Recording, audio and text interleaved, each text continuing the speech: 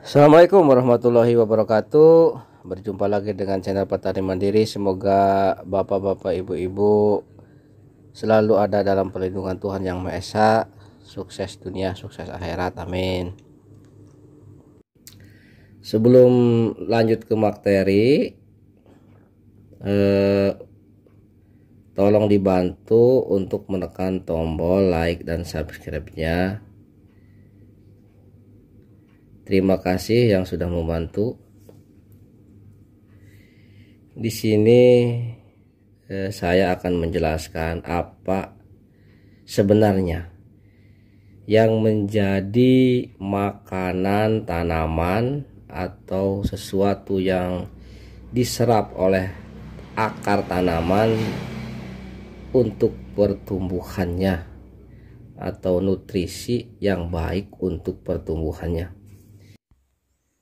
Perlu bapak-bapak, ibu-ibu ketahui bahwasannya yang menjadi makanan tanaman itu yaitu unsur hara yang bermuatan positif atau mengandung ion dan kation. Jadi akar tanaman itu hanya akan menyerap sesuatu yang bermuatan positif, ion, dan kation. Ini bisa dibuktikan bila bapak-bapak, ibu-ibu mengukur pH tanah. Bila tanah bapak itu mengandung banyak unsur ion dan kation, artinya bermuatan positif, maka pH tanah akan menunjukkan angka 6-7. Sebaliknya, bila rendah unsur ion dan kationnya, maka pH tanah akan menunjukkan angka 3 sampai misalkan 4-5. Ini artinya bila lahan-lahan bapak mengandung unsur organik yang bermuatan ion dan kation, maka pH tanah akan stabil. Kembali lagi, bila bapak-bapak bertanya apakah yang diserap cuma unsur hara yang bermuatan ion kation, saya katakan tidak. Pupuk kimia juga diserap oleh tanaman, tapi ini bukan merupakan makanan. Pupuk kimia ini hanya sebagai katalis, begitu kata ayah. Ini hanya pembawa apa? Pembawa unsur hara. Unsur hara tersebut adanya di pupuk organik. Jadi pupuk kimia ini hanya mempercepat penyerapan oleh akar dan disebarkan ke seluruh bagian pohon. Di sini saya contohkan NPK. Mengapa NPK harganya agak sedikit mahal? Karena dia mengandung ion dan kation. Artinya NPK itu bermuatan positif. Ada katalisnya, ada ion dan kationnya. Jadi untuk harga mungkin agak mahal. Unsur apalagi yang diserap oleh akar, yaitu pestisida.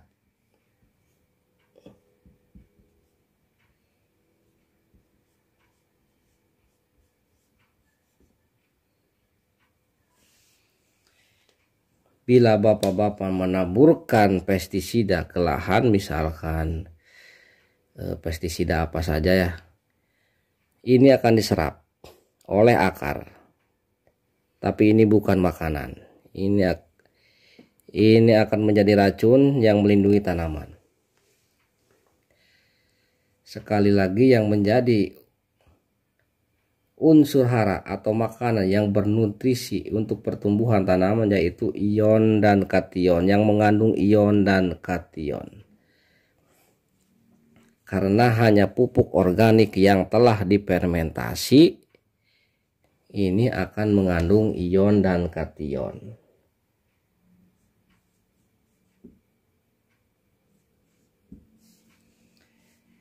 Pupuk organik yang telah difermentasi akan mengandung ion dan kation. Pupuk kimia tidak mengandung ion dan kation, kecuali pupuk yang harganya lumayan mahal. Itu sudah jelas mengandung ion dan kation. Nah, sekarang bagaimana kalau kita beli pupuk kimia yang tidak mengandung ion dan kation? Contohnya urea. Urea ini tidak mengandung unsur ion dan kation. Bagaimana urea ini sebagai katalis? Sebentar, ada yang lupa. Masalah pemupukan kimia yang berlebihan itu menjadi suatu yang berbahaya, atau kimia yang berlebihan itu kalau terlalu banyak diserap oleh tanaman maka akan menjadi racun. Nah, bagaimana supaya pupuk kimia ini mengandung ion dan kation yang akan menjadi unsur hara atau nutrisi yang baik untuk tanaman? Misalkan kita pakai urea.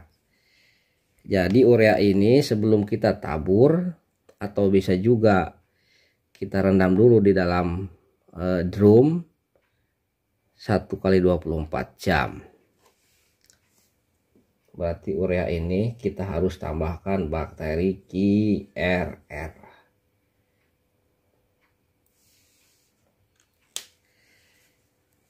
Dengan bakteri QRR, pupuk kimia ini menjadi unsur hara yang mengandung ion dan kation. Percaya tidak percaya silahkan Bapak buktikan. Saya bisa buktikan, nanti Bapak lihat di kolom deskripsi, videonya ada. Jadi sekali lagi ini harus dipahami dan wajib dipahami supaya bapak-bapak para petani, terutama yang petani pemula, jangan beranggapan pupuk kimia ini adalah makanan tanaman. Itu salah besar. Terkecuali Bapak tambahkan bakteri QRR. Sekali lagi, pupuk organik adalah makanan tanaman yang baik. Bisa menyuburkan tanah, bisa membuat pH tanah stabil seumur hidup. Oleh sebab itu, perbanyak pupuk organik di lahan bapak-bapak. Itu saja mungkin yang bisa disampaikan, kurang lebihnya saya mohon maaf. Ini hanya menguraikan ilmu dari ayah, dari KP2M. Sebagai pengingat bapak-bapak, ibu-ibu supaya tetap ingat dan tidak lupa, begitu ya.